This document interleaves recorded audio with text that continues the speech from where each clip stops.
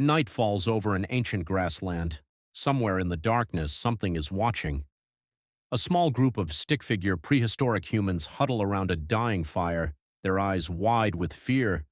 They have no claws, no fangs, no thick fur to protect them from the cold. Outside their circle, a massive saber-toothed cat moves silently through the tall grass. It has hunted before. It has killed before. Tonight, it smells something weak, something soft, something almost too easy. One misstep, one dying flame, one moment of silence, and an entire family could vanish before sunrise. So how did creatures this fragile survive a world built to kill them? That is the real mystery scientists have spent decades trying to solve. Ancient humans were slower than lions, weaker than bears, smaller than mammoths. They could not outrun a wolf pack or outmuscle a cave hyena. Yet somehow, against all odds, our ancestors did not just survive, they multiplied. They spread across continents filled with predators far more dangerous than anything alive today. So how did the weakest hunters on the savannah outlast creatures built for killing? The answer is not what most people expect. It has nothing to do with strength. It has everything to do with something happening inside their skulls. To understand the danger, picture the world our ancestors actually lived in. Saber-toothed cats larger than modern lions stalked the plains. Cave hyenas hunted in massive coordinated packs. Giant short-faced bears could stand taller than two grown men. Wolves the size of ponies chased prey across frozen tundras. And humans, soft-skinned and slow, were right in the middle of it all. There were no walls, no weapon stores, no emergency exits. Every night was a gamble between life and death. A single wrong decision near the tree line could end a person's life in seconds. But something strange was happening. Despite living inside this nightmare, early humans were not just surviving, they were slowly starting to win. The first breakthrough came from something no predator could touch: fire. When early humans learned to control flame, everything changed. Big cats that could outsprint any man suddenly hesitated at the sight of dancing orange light. Hyenas that once circled camps at night now kept their distance. Fire did not just provide warmth, it provided fear, a fear predators could not overcome. Around the flickering flames, families finally found a few hours of peace. Children slept without watching the shadows. Elders told stories instead of listening for footsteps. But fire needed constant feeding. Wood ran out. Storms extinguished flames without warning. And when the fire died, the darkness returned instantly, along with everything hiding inside it. Fire alone was not enough. Predators eventually learned to wait. So humans developed a second defense: each other. A lone human was easy prey. A group of humans was an entirely different problem. Working together, families formed tight circles, watching every direction at once. Loud voices, thrown rocks, and coordinated shouting could scare off animals many times their size. Children stayed close to the center, protected by rings of adults on the outside. Even the strongest predator thought twice before attacking a unified group. But numbers created a new danger.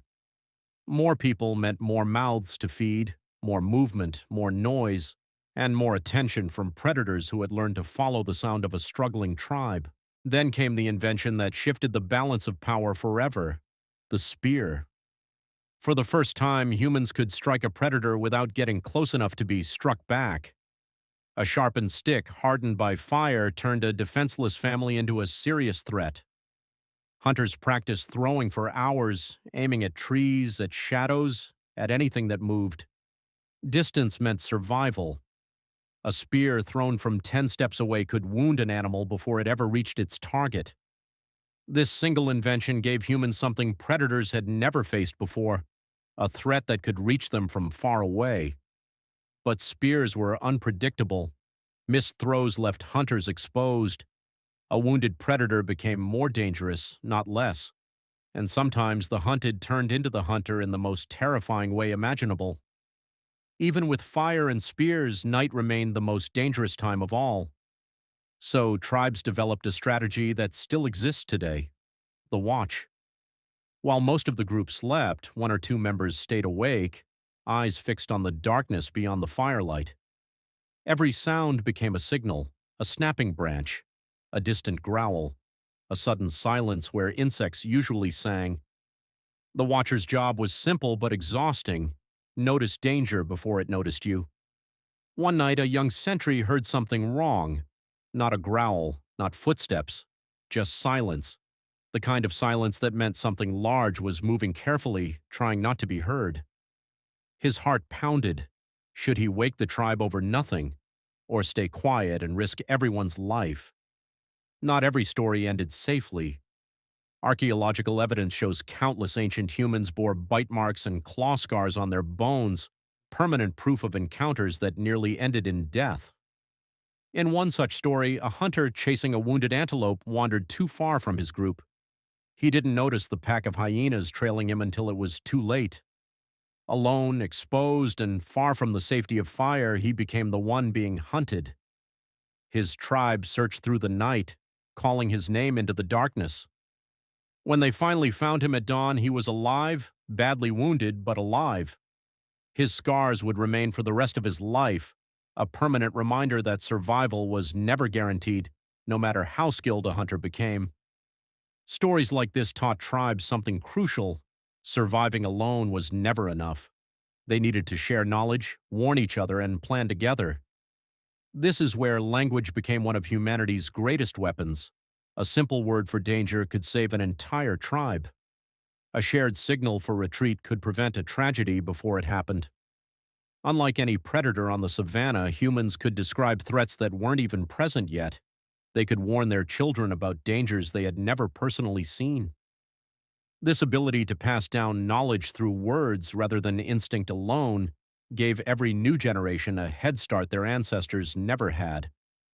But here is where the story takes an unexpected turn.